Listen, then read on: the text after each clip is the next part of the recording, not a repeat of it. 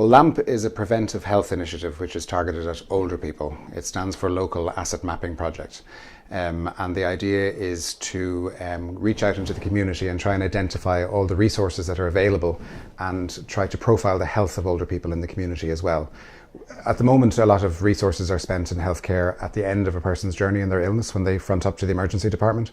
But we know from work that we've done already, from the Irish Longitudinal Study of Ageing, from the technology and research and independent living studies that were done in this hospital, that a lot of people develop undetected illness as they get older, say late middle age, from the age of 50 on.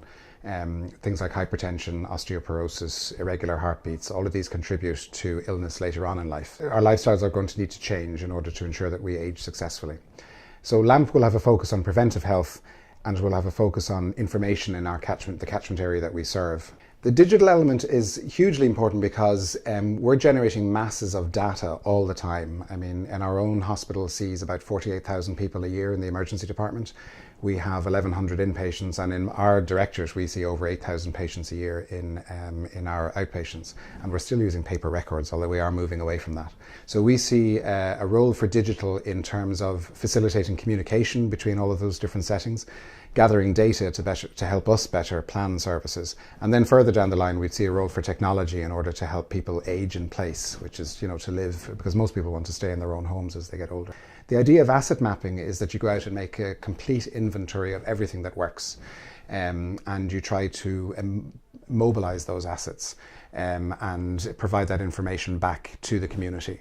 The first tool that we need is a mapping app, and this will be an application which is easy enough for a student to use, a school student, to walk the streets and actually document what they see in front of them, and whether that's GIS based or links in with the geodirectory database.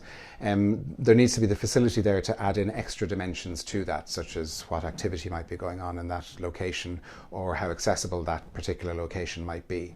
That'll all get fed into a database, and we've had offers from Dublin City Council and their affiliates in order to feed into their open source databases as well. Then we see two other applications from that. One would be for that information then will be presented up on a website, an interactive website for the general public to use, but also for health practitioners. There's the potential for another app there to give health practitioners detailed information, so that if I have somebody sitting in front of me with diabetes, a new diagnosis of diabetes, instead of saying to them, you need to sort out your diet, get some exercise, get your feet looked at, I can say, here's your local gym, here's your podiatrist, there's a clinical nutritionist down the road, here's where you can get fresh food, and give all that information in the form of a geographic prescription. And having an app to give that information to the health practitioner would be very useful.